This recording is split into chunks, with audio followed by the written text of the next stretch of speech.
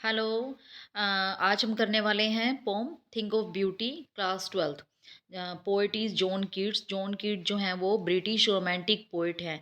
Romantic poet का मतलब ये नहीं होता कि ये कुछ रोमांस के बारे में लिखते हैं या कोई लव की बात करते हैं या ह्यूमन बींग्स के। ये लव की बात करते हैं यस, लेकिन नेचर के लिए जो हमारा लव होता है ये उसकी बात करते हैं। तो इसको इस तरह के पोइट्स को ब्रिटिश उसमें रोमांटिक पोइट्स कहा जाता है, जो नेचर के लिए बहुत डिवोटेड होते हैं, नेचर से प्यार करते हैं, उसकी ब्यूटी से प्यार करते हैं।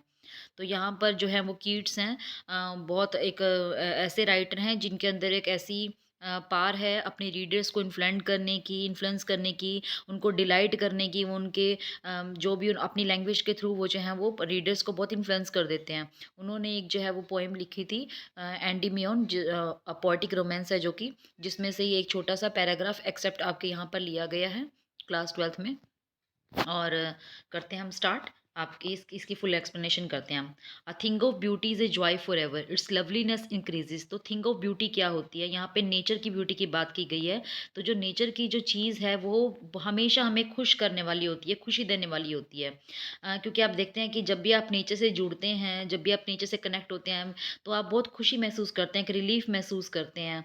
आपको बहुत अच्छा लगता है किसी पार्क में घूमना, माउंटेन्स पे जाना, ये सब चीज़ें करना। इसकी जो लवलीनेस होती है नेचुरल चीज़ों की थी ब्यूटी हमेशा इंक्रीज ही होती है, कभी भी घटती नहीं है। It will never pass into nothingness, ये ना में कभी नहीं चेंज होती है। ऐसा नहीं होता कि नेचर की ब्यूटी है तो बिल्कुल ख़त्म हो गई है, बट विल की बल्कि बढ़ती ही रहती है। Bower quiet for us and a sleep full of sweet dreams.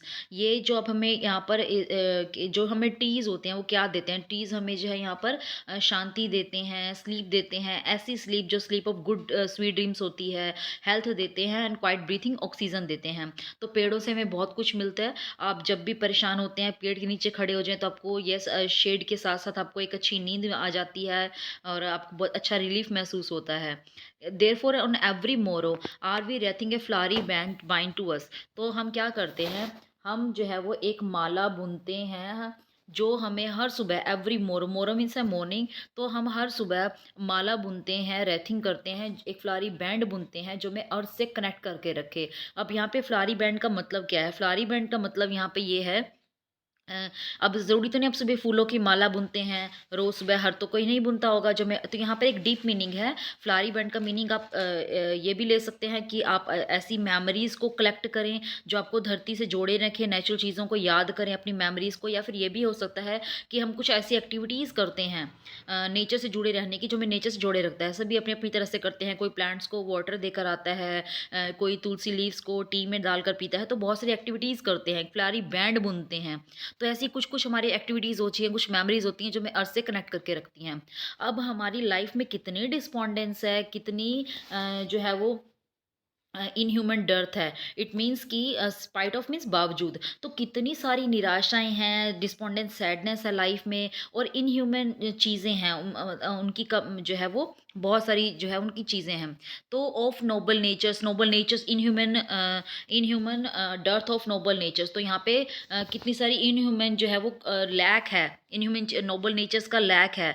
Gloomy days हैं, बहुत सारे हमारे रास्ते में अनहेल्दी चीज़ें आ जाती हैं, हमारे अंधेरे से भरे हुए हमारे में रास्ते आ जाते हैं। फिर भी हमें इन सब के बावजूद हमें क्या करना है, स्पाइट ऑफ इन सब चीज़ों के बावजूद। तो कौन-कौन सी चीज़ें, जैसे आपकी डिस्पोंडेंस है, सैडनेस के बावजूद, हमारी नोबल नेचर्स की कमी के बावजूद, हमारी इनह्यूमन चीज़ों की बावजूद, हमारे ग्लूमी डेज़ निराशा वाले दिनों के बावजूद, हमारे अनहेल्दी जो हमारे रास्ते में नेगेटिव थॉट्स वाले जो चीज़ें आ जाती हैं, अंधेरे से भरे रास्ते आ जाते हैं, जब हम डिसाइड नहीं कर पाते क्या करें, क्या ना करें। तो इन सब चीज़ों के बावजूद हमें क्या करना है, हमें मेड करनी है, सर्चिंग करते रहना है, हमें एक अपनी तलाश बनाए रखना है, एक नेचर से जुड़े रहने की, अच्छी चीज़ों को सोचने की, गुड मेमोरीज़ की। तो इन सब चीज़ों के बावजूद क्या होता है, नेचर ही है जो हमें रिलीफ़ करती है। आप होता है ना, कई बारी आप बहुत परेशान होते हैं, बहुत दिन होते हैं आप काम में लगातार बिज़ी भी जब होते हैं, लाइफ़ में बहुत सारा नेगेटिव चल रहा है, काम में मन नहीं लग रहा, स्टडीज़ में मन नहीं लग रहा, तो आप क्या करते हैं?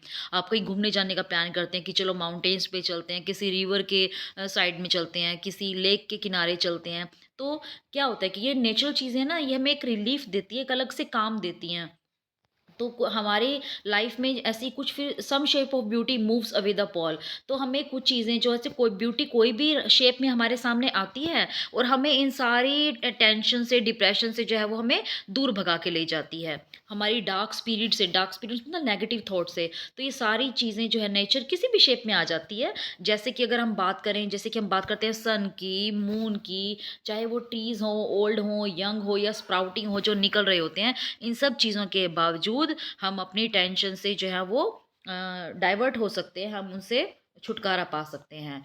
फॉर सिंपल शिप, जिस तरह से अगर हम बात करते हैं, जैसे सिंपल शिप्स हैं, शीप हैं, भेड़ें हैं, डैफोडिल्स के फ्लावर्स हैं, ये सभी कहाँ रहते हैं? With the green world they live in, ये सारे हरे भरे संसार में रहते हैं। एंड क्लियर रिल्स, जो छोटी छोटी नदियां हैं जंगलों में प्यारी प्यारी होती हैं, that for them selves A cooling covert make against the hot season. तो ये सारी चीज़ें हमें जितना मर्जी हॉट सीजन आ जाए, ये सारी चीज़ें हमें क्या पहुँचाती हैं? हमें कूलिंग कवर्ट देती हैं, हमें एक ठंडक देती हैं, राहत देती हैं, हमें रिलैक्स कराती हैं। अब हम बात करते हैं द मिड फॉरेस्ट ब्रेक।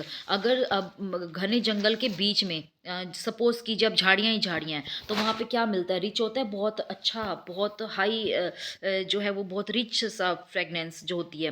तो मस्क रोज़ जो फ्लावर्स होते हैं, इसकी जो खुशबू होती है, ये सब जगह बिखेरते हैं। अब आप देखो ना, सपोज़ करो आप अपने ऊपर लेकर देख लो इस सिचुएशन को। मान लो कि आप घने जंगलों में फँसे हुए हैं, झाड़ियों के बीच में, और अचानक से आपको मस्क रोज़ की बड़ी प्यारी सी फ्रेगनेंस आपको स्प्रेड होती है वहाँ पे जंगल में, तो आप बहुत रिलीफ़ फ़ील करेंगे ना कि वाओ!